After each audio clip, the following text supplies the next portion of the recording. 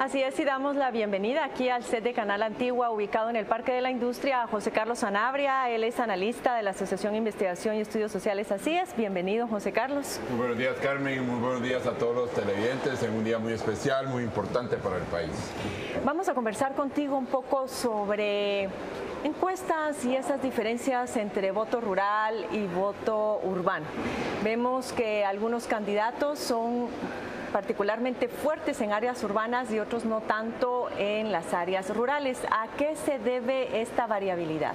Yo creo que en alguna medida esto se explica por la estructura partidaria, que es una variable que no determina, pero que sí es muy importante para la efectividad electoral de los partidos políticos. Cuando hablamos de la estructura partidaria, me estoy refiriendo básicamente a esa estructura que a nivel local tienen los partidos políticos y que en el día de las elecciones la activan para movilizar a sus simpatizantes y a sus afiliados.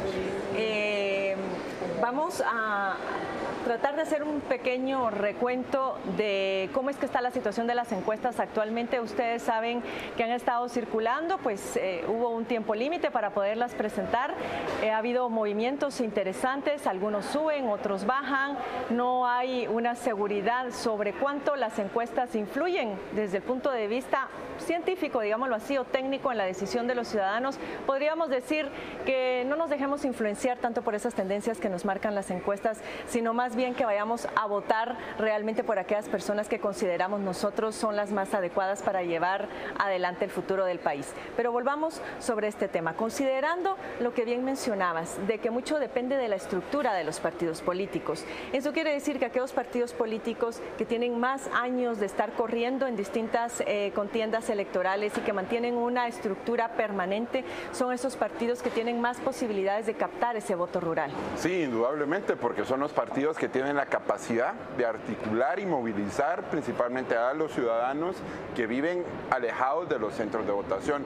Aunque con el proceso de descentralización las urnas se acercaron más a los ciudadanos y cada vez menos se necesita de esa movilización, aún hay algunas zonas que necesitan que los partidos políticos pues activen esa medida. Yo creo que en alguna medida no solo es la vida de los partidos políticos, sino también la capacidad que tienen los partidos políticos por incorporar a sus filas a liderazgos locales que tienen esas estructuras, que en algunas elecciones han estado en un partido político, pero a la siguiente elección cambian de partido político. Entonces son estructuras muy sólidas, muy sofisticadas, muy bien articuladas, en donde se invierten millones de quetzales. De hecho, es un día donde se invierte muchísimo dinero, principalmente para pagar buses, para pagar almuerzos, incluso para pagar el día, algo completamente prohibido, pero pagan por día. Incluso en algunos hay señalamientos que pagan por que las personas voten.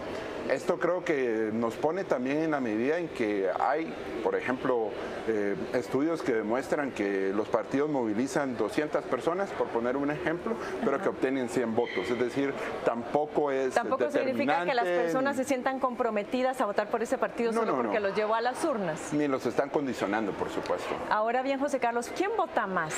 ¿Las personas en las áreas rurales o las personas que habitan en zonas urbanas?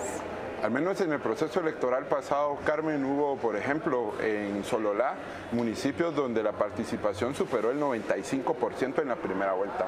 Yo sí creo que hay un mayor interés, principalmente en las zonas rurales, por ir a votar, por asistir a las urnas y definir básicamente la elección alcalde y a diputados. Son autoridades muy cercanas, son autoridades que están en el día a día, que solucionan problemas del municipio y de la comunidad. Entonces, en la primera vuelta y a nivel rural hay siempre una mayor participación y hay un mayor interés por asistir a las urnas. Y en cambio, en las zonas urbanas, ¿tú dirías que hay un mayor interés por presidente y vicepresidente? Sí, por supuesto. No solo esto, sino en algunos casos también el nivel de participación baja. Y creo que habrá que hacer un llamado, principalmente en este momento, a las zonas urbanas para que asistan, para que se motiven y vayan a votar.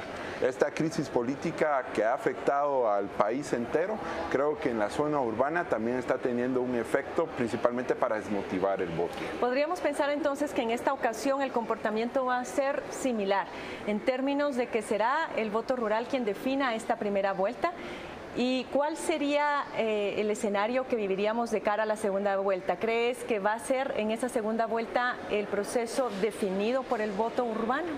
Yo creo que en alguna medida sí, y de hecho hay muchos distritos muy importantes. Ya el distrito central ya hace varias elecciones dejó de ser el distrito el más importante, el que casi que definía los resultados. Se esperaba básicamente a las 12 de la noche cómo quedaba en el distrito y uno decía, bueno, esta tendencia es casi revertible. Ahora no, ahora hay muchos más distritos en el interior de la República que también están en alguna medida con un peso electoral importante y pueden definir alguna tendencia, y eso en la segunda vuelta electoral también puede ser muy clave. La participación en Guatemala había venido en ascenso, afortunadamente, desde hace varios procesos electorales. No sé si estoy mal, pero creo que fue aproximadamente un 66% en la primera vuelta durante casi 69 casi un 70% en la primera vuelta en las elecciones del 2011 y un 60% en la segunda vuelta, si no estoy mal. Sí. ¿Qué escenario se prevé en esta ocasión? Yo creo que vamos a tener una participación de alrededor de un 65, entre 60 y 65%.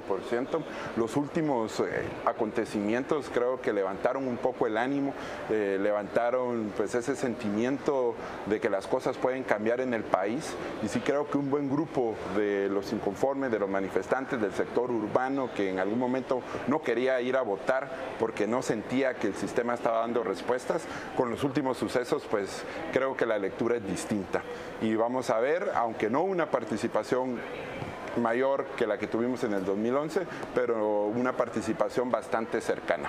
Una participación similar. Un 5% menos, creo yo. El padrón electoral finalmente no creció, no se llegó a la meta que el Tribunal Supremo Electoral estimaba. Estaba creciendo en aproximadamente 500,000 de personas entre elección y elección. ¿Va a afectar eso algo ahora a los resultados? Yo creo que en alguna medida, no solo por el proceso de depuración, sino también el Tribunal Supremo tuvo muchos problemas para empadronar, principalmente a muchísimos de los jóvenes que adquirieron recientemente su ciudadanía y no se fueron a empadronar. Yo esperaría que no.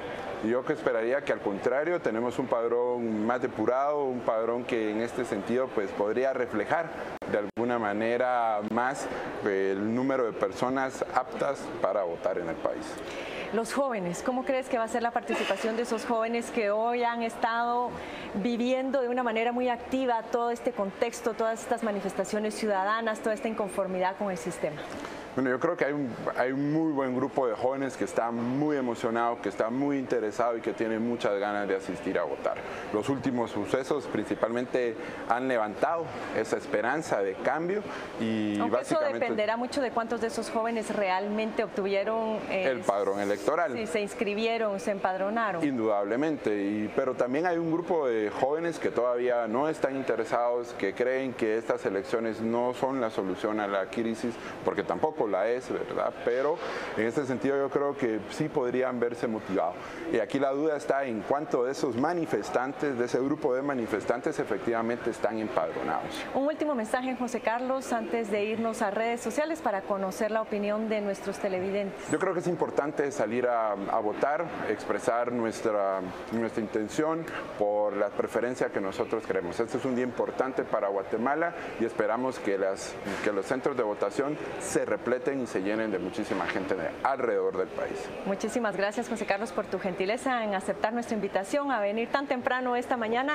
Vamos ahora con María Montero, quien nos va a leer los comentarios que están circulando en redes sociales sobre este proceso electoral 2015.